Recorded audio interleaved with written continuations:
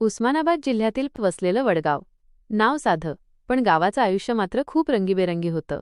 लाल मातीची शेती, कच्चे रस्ते, सकाळच्या धुक्यात हरवलेली शेतं आणि संध्याकाळी मंदिराच्या घंटांचा आवाज या सगळ्यांनी वडगावचं वातावरण वेगळंच बनवलं होतं.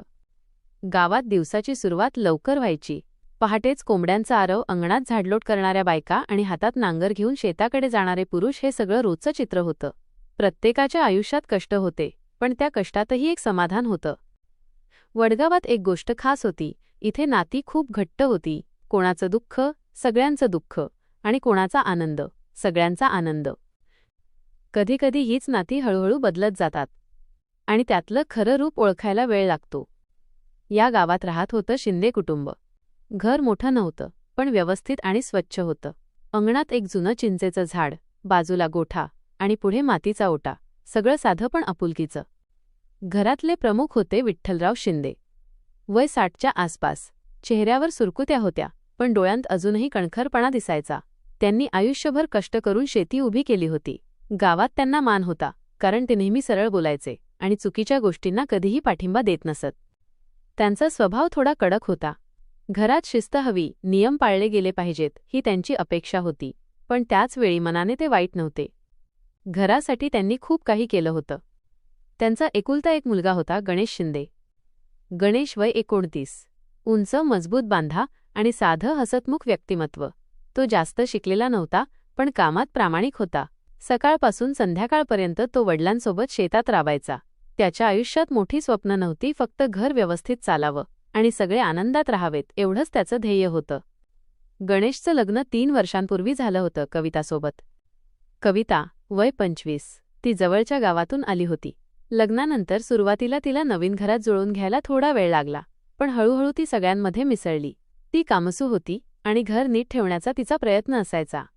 सकाळी लवकर उठून ती घरातली सगळी कामं करायची. स्वयंपाक, पाणी भरणं, जनावरांची काळजी घेणं. विठ्ठलराव अनेकदा तिचं कौतुक करायचे. आपल्या घरात चांगली सून आली आहे, ते गावातल्या लोकांना सांगायचे.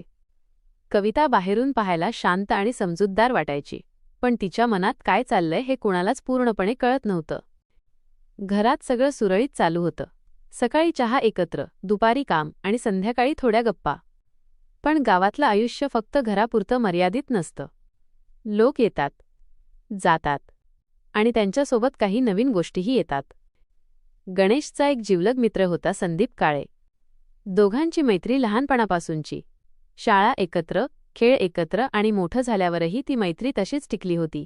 संदीप स्वभावाने मोकळा, बोलका आणि थोडा स्मार्ट होता. त्याला लोकांशी पटकन मिसळायला यायचं. तो अधूनमधून गणेशच्या घरी यायचा.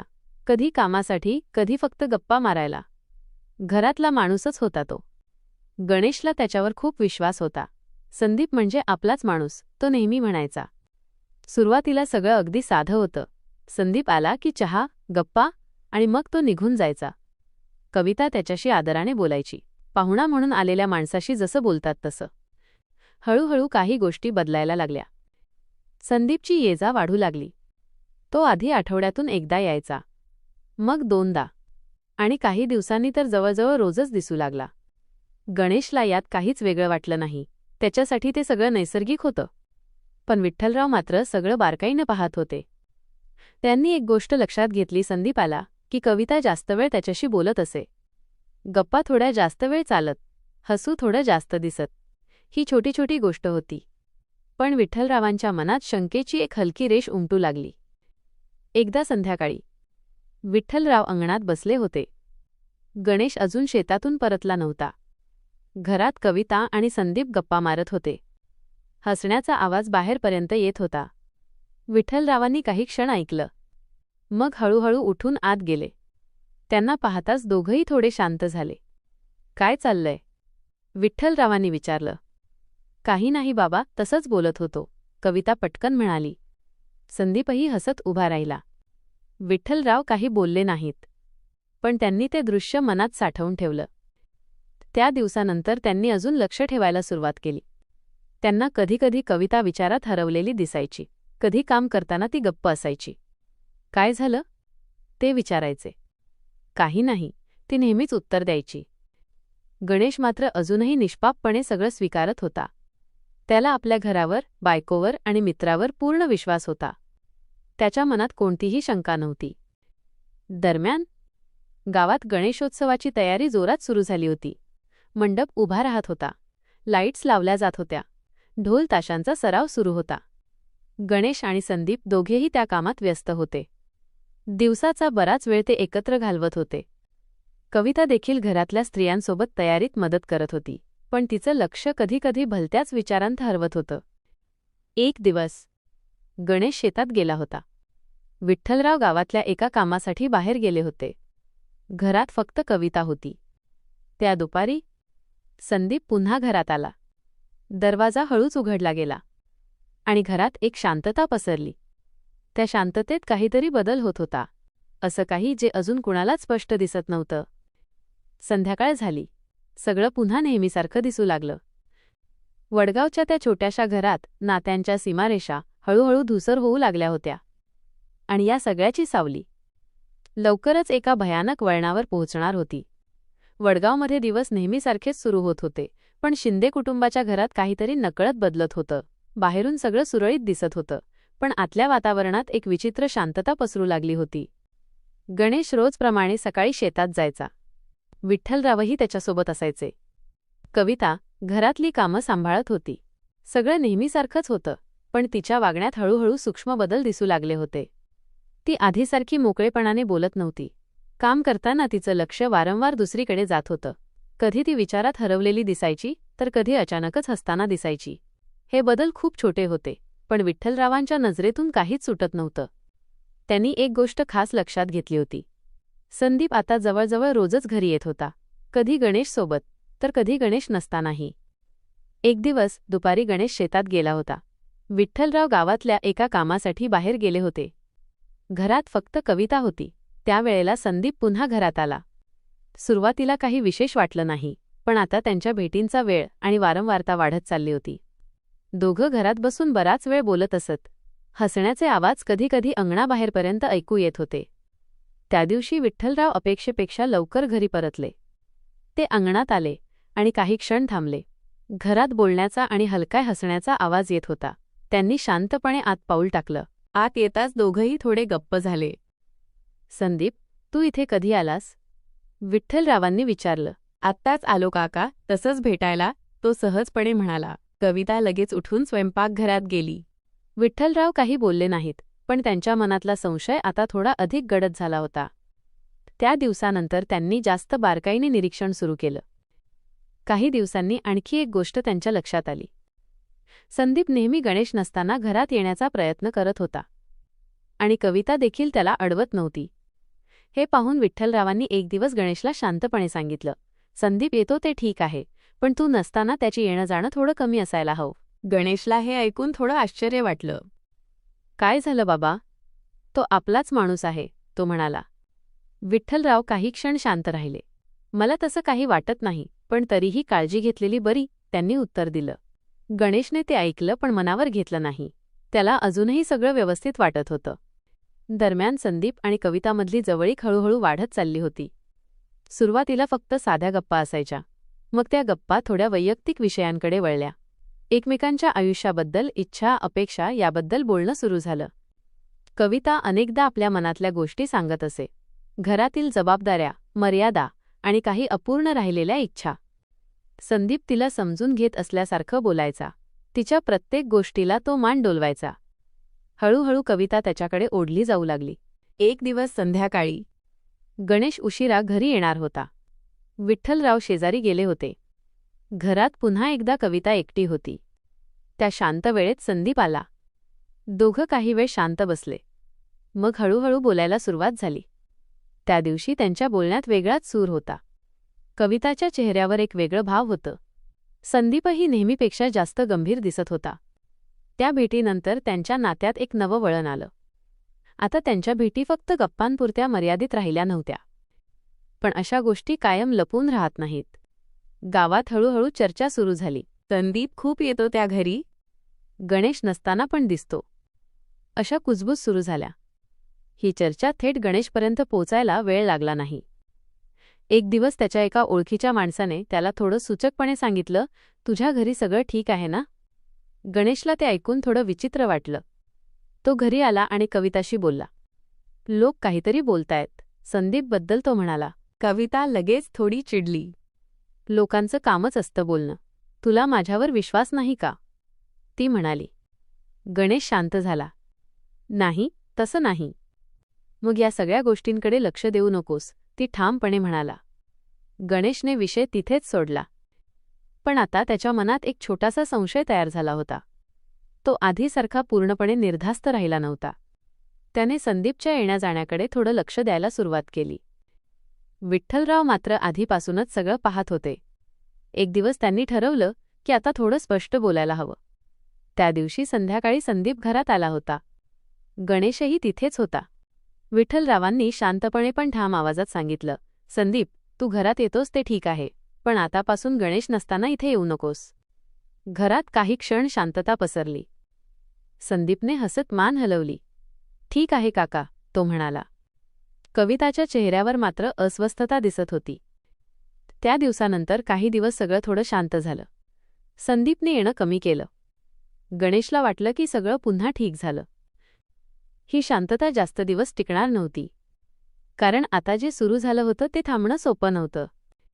काही दिवसांनी पुन्हा एकदा संधी मिळाली. गणेश आणि विठ्ठलराव दोघेही शेतात गेले होते. घरात पुन्हा कविता एकटी होती. आणि दरवाजा पुन्हा एकदा हलकेच उघडला. त्या दिवशी घेतलेला एक निर्णय पुढे जाऊन सगळ्यांच्या आयुष्याला कायमचं बदलून टाकणार होता. वडगावमध्ये दिवस नेहमीप्रमाणेच पुढे सरकत होते, पण शिंदे कुटुंबाच्या आयुष्यात आता शांततेऐवजी एक अदृश्य ताण निर्माण झाला होता. घरातले संवाद कमी झाले होते आणि प्रत्येकाच्या मनात काहीतरी न बोललेलं दडलेलं होतं. संदीप आणि कवितामधील नातं आता पूर्णपणे बदललं होतं. सुरुवातीच्या साध्या गप्पांपासून सुरू झालेलं हे नातं आता खूप पुढे गेलं होतं. दोघांनाही आता एकमेकांशिवाय राहणं कठीण वाटू लागलं होतं. पण या नात्याची एक मोठी अडचण होती. ते चुकीचं होतं आणि ते उघड झालं तर सगळं संपणार होतं. म्हणूनच दोघांनी जास्त सावधपणे वागायला सुरुवात केली. संदीप आता घरात येताना खूप काळजी घेत होता. तो थेट दरवाजा वाजवत नसे. आधी फोन करायचा किंवा आसपास कोणी नाही याची खात्री करून मगच आत यायचा. कविताही तितकीच सावध झाली होती. घरात कोणी नसल्याची खात्री झाल्यावरच ती त्याला आत घेत असे. त्यांच्या भेटी आता कमी वेळासाठी पण अधिक महत्त्वाच्या बनल्या होत्या. पण जितकी सावधगिरी वाढत होती तितकाच धोका देखील वाढत होता. विठ्ठलराव अजूनही सगळं निरीक्षण करत होते. त्यांना आता खात्री वाटू लागली होती की काहीतरी चुकीचं चालू आहे. एक दिवस त्यांनी अचानक शेतातून लवकर घरी परतण्याचा निर्णय घेतला. घरात शिरताच त्यांना काहीतरी वेगळं जाणवलं. घरात एक विचित्र शांतता होती. त्यांनी हळूच पुढे पाऊल टाकलं. तेवढ्यात मागच्या बाजूच्या दरवाजातून कुणीतरी घाईघाईने बाहेर जाताना त्यांना दिसलं. ते संदीप होता. विठ्ठलराव काही क्षण थांबले. त्यांच्या मनातला संशय आता जवळजवळ खात्रीत बदलत होता. ते आत आले. कविता स्वयंपाकघरात उभी होती. तिच्या चेहऱ्यावर थोडी घाबरलेली छटा होती. आत्ता कोण गेलं? विठ्ठलरावांनी थेट विचारलं. कोणी नाही. शेजारची मावशी आली होती, कविता उत्तर देत म्हणाली. विठ्ठलरावांनी तिच्याकडे बारकाईने पाहिलं. त्यांना तिचं उत्तर पटलेलं नव्हतं. त्या दिवसानंतर त्यांनी ठरवलं की आता गोष्ट दुर्लक्ष करण्यासारखी नाही. संध्याकाळी त्यांनी गणेशला सगळं सांगितलं. मला काही दिवसांपासून शंका येतेय, ते म्हणाले. आज मी स्वतः पाहिलं. गणेशला हे ऐकून धक्का बसला. तुम्ही काय बोलताय बाबा? तो अविश्वासाने म्हणाला. मी चुकीचं पाहिलं नाही, विठ्ठलराव शांत पण ठाम आवाजात म्हणाले. गणेश काही वेळ शांत बसला. त्याच्या मनात दोन विचार चालू होते. एकीकडे वडिलांचं म्हणणं आणि दुसरीकडे पत्नी आणि मित्रावर असलेला विश्वास. त्या रात्री गणेशने कविताशी बोलण्याचा निर्णय घेतला. आज बाबा काय बोलत होते माहितीये का? तो म्हणाला. कविता थोडी थांबली. काय? ती शांतपणे म्हणाली. ते म्हणतायत की संदीप घरात आला होता आणि तू त्याला लपवतेस, गणेश म्हणाला. कविताच्या चेहऱ्यावर राग दिसू लागला. तुला पण तसंच वाटतंय का? ती विचारत म्हणाली. मी असं काही म्हणत नाही, पण बाबा चुकीचं बोलतील असंही नाही वाटत, गणेश गोंधळलेल्या आवाजात म्हणाला. मग ठरव तू कोणावर विश्वास ठेवायचा, कविता थेट म्हणाली. घरात पुन्हा एकदा तणाव निर्माण झाला. त्या दिवसानंतर गणेश जास्त शांत झाला. तो काही बोलत नव्हता, पण सगळं लक्ष ठेवत होता. संदीपच्या येण्याजाण्याकडे, कविताच्या वागण्याकडे. संदीप आणि कवितालाही आता परिस्थिती गंभीर वाटू लागली होती. एक दिवस ते दोघं भेटले. आता खूप धोका वाढलाय, संदीप म्हणाला. हो बाबा, सगळं ओळखतायत, कविता चिंतेने म्हणाली. जर हे असंच चालू राहिलं तर आपण पकडले जाऊ, तो म्हणाला. काही क्षण दोघंही शांत राहिले. त्या शांततेत एक विचार हळूहळू आकार घेत होता. अडथळा कोण होता? तो स्पष्ट होता. विठ्ठलराव. ते घरात कायम असायचे. त्यांची नजर सगळ्यावर असायची. त्यांच्यामुळेच दोघांना भेटणं कठीण होत होतं. जोपर्यंत ते आहेत आपण मोकळेपणाने भेटू शकत नाही, संदीप हळू आवाजात म्हणाला. कविता काही बोलली नाही, पण तिच्या मनातही तोच विचार फिरत होता. त्या दिवसानंतर दोघांच्या भेटीत एक वेगळाच गंभीरपणा आला. ते फक्त भेटत नव्हते, ते आता विचार करत होते.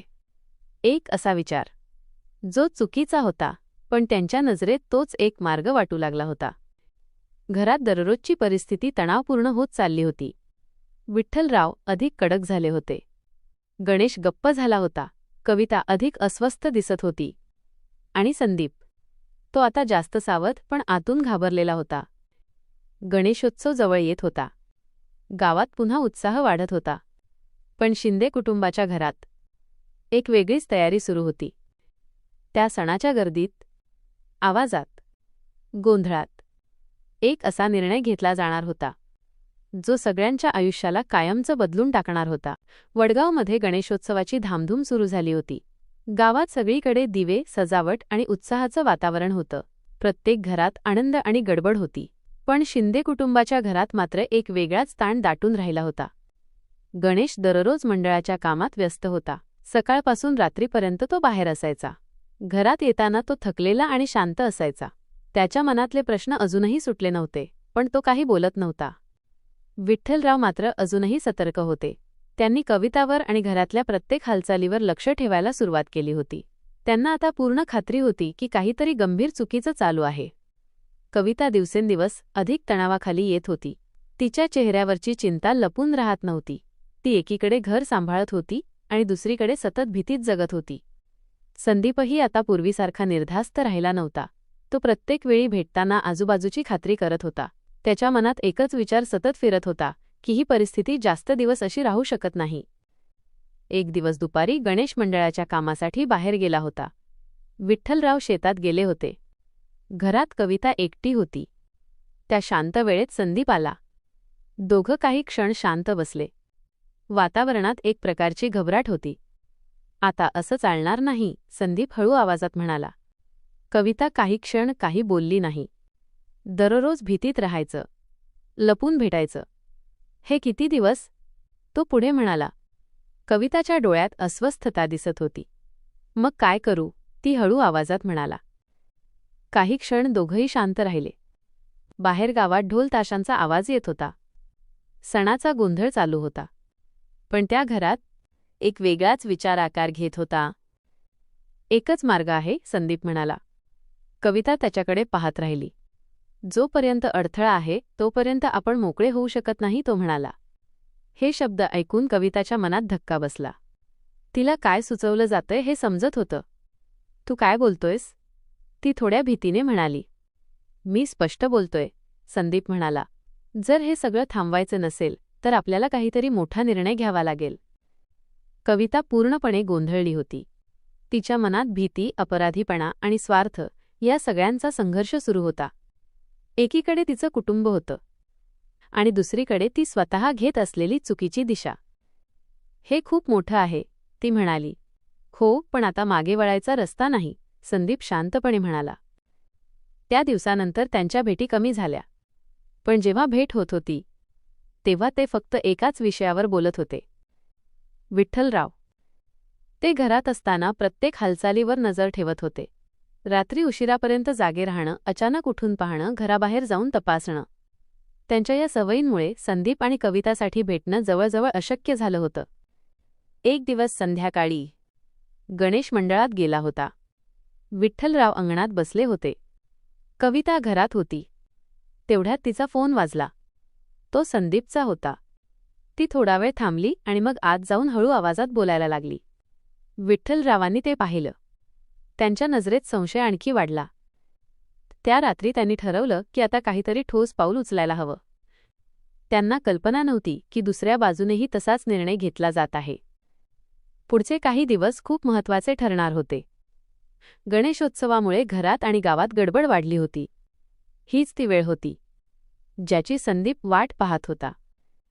एक दिवस त्यांनी पुन्हा एकदा भेट घेतली. त्या भेटीत फारसं बोलणं झालं नाही. फक्त काही गोष्टी ठरवल्या गेल्या. वेळ, संधी आणि एक भयंकर निर्णय. कविताच्या चेहऱ्यावर आता स्पष्ट भीती दिसत होती. तिला माहीत होतं की पुढे काय होणार आहे, पण ती आता त्या प्रवाहात अडकली होती जिथून परत फिरणं खूप कठीण होतं. गावात सणाचा शेवट जवळ येत होता. ढोल ताशे, आरत्या आणि लोकांची गर्दी. या सगळ्या गोंधळात एक काळी सावली हळूहळू पुढे सरकत होती. त्या रात्री घरात सगळं शांत दिसत होतं, पण आतून वादळ तयार होत होत. गणेशोत्सवाचा शेवटचा दिवस होता. वडगावमध्ये सगळीकडे उत्साह आणि गोंधळ होता. ढोलताशांचा आवाज, लोकांची गर्दी आणि रात्री उशिरापर्यंत चालणारे कार्यक्रम यामुळे गावात एक वेगळंच वातावरण तयार झालं होतं. त्या रात्री गणेश मंडळाच्या कामात पूर्णपणे गुंतला होता. त्याला घरी यायला उशीर होणार होता. विठ्ठलराव मात्र नेहमीप्रमाणे वेळेवर घरी आले होते. त्यांनी जेवण केलं आणि अंगणात थोडा वेळ बसून नंतर घरात झोपायला गेले. घरात सगळं शांत झालं. कविता मात्र झोपलेली नव्हती. तिच्या मनात विचारांचा गोंधळ सुरू होता. ती वारंवार घड्याळाकडे पाहत होती. ठरलेली वेळ जवळ येत होती. काही वेळाने घराच्या मागच्या बाजूला हलकासा आवाज झाला. कविता सावधपणे उठली. ती हळूच मागच्या दरवाजाकडे गेली आणि दरवाजा उघडला. बाहेर संदीप उभा होता. दोघंही काही क्षण एकमेकांकडे शांतपणे पाहत राहिले. त्या क्षणी त्यांच्या मनात भीती आणि ताण दोन्ही होते. ते आत आले. घरात पूर्ण शांतता होती. विठ्ठलराव आतल्या खोलीत झोपले होते. आता मागे फिरायचं नाही, संदीप हळू आवाजात म्हणाला. कविताच्या हातात थरथर होती. तिच्या मनात शेवटचा संघर्ष सुरू होता. त्या क्षणी तिने काहीच बोललं नाही. दोघंही सावधपणे पुढे सरकले. घरातली प्रत्येक हालचाल अतिशय हळू आणि काळजीपूर्वक होत होती. त्या रात्री त्या घरात एक अशी घटना घडली ज्याने सगळं कायमचं बदलून टाकलं. काही वेळानंतर घर पुन्हा शांत झालं, जसं काही घडलंच नाही. संदीप तिथून निघून गेला. कविता एकटीच घरात उभी होती. तिच्या चेहऱ्यावर भीती, धक्का आणि रिकामेपणा होता. तिला आता पूर्णपणे समजलं होतं की तिने काय केलं आहे. काही वेळाने गणेश घरी परतला. तो थकलेला होता. घरातली शांतता त्याला थोडी वेगळी वाटली. बाबा झोपले का? त्याने विचारलं. कविताने फक्त मान हलवली.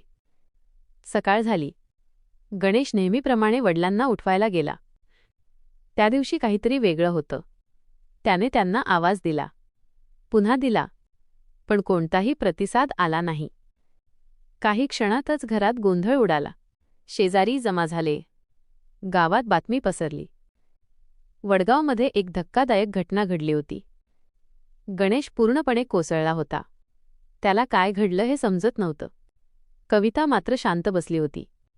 तिच्या चेहऱ्यावर कोणताही भाव नव्हता. पोलिसांना कळवण्यात आलं. आणि तिथून पुढे या घटनेने एक वेगळंच वळण घेतलं. वडगावमध्ये सकाळपासूनच तणावपूर्ण वातावरण होतं. शिंदे कुटुंबाच्या घराबाहेर लोकांची गर्दी जमली होती. प्रत्येकजण वेगवेगळ्या चर्चा करत होता. काय घडलं, कसं घडलं आणि का घडलं याबद्दल अनेक तर्क लावले जात होते. थोड्याच वेळात पोलीस घटनास्थळी पोहोचले. घराची तपासणी सुरू झाली. प्रत्येक कोपरा बारकाईने पाहिला जात होता. घरात जबरदस्तीने घुसल्याचे कोणतेही ठोस चिन्ह दिसत नव्हते. यामुळे पोलिसांच्या मनात पहिल्यापासूनच एक वेगळा संशय निर्माण झाला. गणेशची चौकशी सुरू झाली. तो अजूनही धक्क्यात होता. त्याने सगळं सांगितलं. रात्री तो मंडळात होता, घरी उशिरा आला आणि सकाळी ही घटना लक्षात आली. त्याच्या बोलण्यात प्रामाणिकपणा दिसत होता. यानंतर कविताची चौकशी झाली. ती सुरुवातीला खूप शांत होती.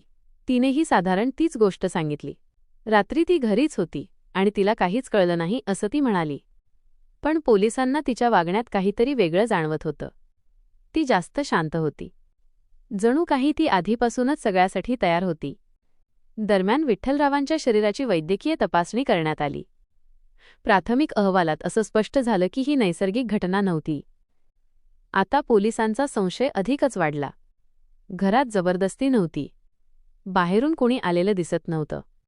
म्हणजेच ही घटना घरातल्या किंवा ओळखीच्या व्यक्तीने केली असण्याची शक्यता जास्त होती. पोलिसांनी शेजाऱ्यांची चौकशी सुरू केली. काही लोकांनी महत्त्वाची माहिती दिली. संदीप नावाचा एक माणूस वारंवार या घरात येत होता. गणेश नसताना पण दिसायचा.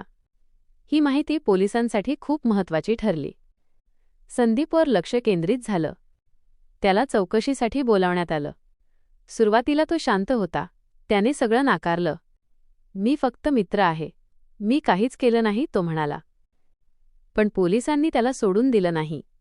त्याच्या हालचाली, फोन कॉल्स आणि त्या रात्रीचा त्याचा वेळ याची सखोल चौकशी सुरू झाली. दरम्यान पोलिसांनी पुन्हा एकदा कविताशी बोलायला सुरुवात केली. यावेळी प्रश्न अधिक थेट होते. संदीपशी तुझं काय नातं आहे? कविता काही क्षण शांत राहिली. ती स्पष्ट उत्तर देऊ शकली नाही. पोलिसांना आता खात्री वाटू लागली होती की या प्रकरणात काहीतरी लपवलं जात आहे. काही दिवसांच्या चौकशीनंतर पोलिसांनी काही ठोस पुरावे गोळा केले. फोन कॉल्सची माहिती, त्या रात्रीच्या हालचाली आणि काही साक्षीदारांचे जबाब. हे सगळं एकाच दिशेने इशारा करत होतं. पुन्हा एकदा संदीपची चौकशी झाली. यावेळी पोलिसांनी त्याच्यासमोर सगळे पुरावे ठेवले. तो काही वेळ शांत बसला. त्याच्या चेहऱ्यावर ताण स्पष्ट दिसत होता. शेवटी त्याचा आत्मविश्वास तुटला. त्याने हळूहळू सगळं सांगायला सुरुवात केली. कवितासोबतचं नातं, त्यांच्यातले संवाद आणि त्या रात्री काय घडलं. पोलिसांनी लगेच कविताला ताब्यात घेतलं. तीही काही वेळानंतर कोसळली. तिनेही सगळं मान्य केलं. संपूर्ण गावात ही बातमी वाऱ्यासारखी पसरली. लोकांना विश्वास बसत नव्हता. गणेशसाठी हा सर्वात मोठा धक्का होता. त्याला आपल्या जवळच्या लोकांनीच फसवलं होतं. पोलिसांनी दोघांनाही अटक केली. प्रकरण न्यायालयात गेलं. आता सगळ्यांच्या नजरा एका गोष्टीवर होत्या. शिक्षा काय होणार? वडगावमध्ये घडलेली ही घटना काही दिवसांतच मोठ्या चर्चेचा विषय बनली. गावातील लोक अजूनही या धक्क्यातून सावरत नव्हते. ज्यांच्यावर विश्वास ठेवला त्यांच्याकडूनच असा विश्वासघात होईल यावर कुणाचाच विश्वास बसत नव्हता. कविता आणि संदीपला अटक झाल्यानंतर प्रकरण न्यायालयात गेलं. पोलिसांनी जमा केलेले पुरावे, साक्षीदारांचे जबाब आणि दोघांनी दिलेली कबुली या सगळ्यामुळे केस मजबूत बनली होती. न्यायालयात सुनावणी सुरू झाली. सरकारी वकिलांनी संपूर्ण घटनाक्रम स्पष्टपणे मांडला. नात्यातील बदल, वाढत गेलेली जवळीक आणि त्यातून घेतलेला चुकीचा निर्णय याबद्दल सविस्तर माहिती देण्यात आली. बचाव पक्षाने आपली बाजू मांडण्याचा प्रयत्न केला. त्यांनी काही मुद्दे मांडले, पण ठोस पुराव्यांसमोर ते फार काळ टिकू शकले नाहीत. गणेश प्रत्येक सुनावणीला हजर राहत होता. त्याच्या चेहऱ्यावर वेदना स्पष्ट दिसत होती. एकीकडे त्याचे वडील आणि दुसरीकडे त्याची पत्नी. या सगळ्यामुळे तो पूर्णपणे तुटून गेला होता. काही महिन्यांच्या सुनावणीनंतर न्यायालयाने आपला निर्णय दिला. कविता आणि संदीप दोघांनाही दोषी ठरवण्यात आलं. त्यांनी केलेल्या गुन्ह्याची गंभीरता लक्षात घेऊन न्यायालयाने त्यांना कठोर शिक्षा सुनावली. दोघांनाही दीर्घकालीन कारावासाची शिक्षा देण्यात आली. न्यायालयाने आपल्या निर्णयात स्पष्ट केलं की विश्वास, नातं आणि कुटुंब या गोष्टी समाजासाठी अत्यंत महत्त्वाच्या आहेत. अशा प्रकारच्या गुन्ह्यांना कठोर शिक्षा मिळणं गरजेचं आहे, जेणेकरून समाजात योग्य संदेश जाईल. निर्णयानंतर न्यायालयात काही क्षण शांतता पसरली. कविता खाली मान घालून उभी होती. संदीप काही बोलत नव्हता. दोघांनाही आता त्यांच्या चुकीची पूर्ण जाणीव झाली होती. गणेश मात्र तिथेच उभा होता. त्याच्या डोळ्यांत अश्रू होते. त्याने सगळं गमावलं होतं. या घटनेनंतर वडगावमध्ये बराच काळ याबद्दल चर्चा सुरू होती. लोकांनी याकडे एक धडा म्हणून पाहायला सुरुवात केली. ही कथा फक्त एका गुन्ह्याची नाही, तर चुकीच्या निर्णयांनी आयुष्य कसं उद्ध्वस्त होतं याचं उदाहरण आहे.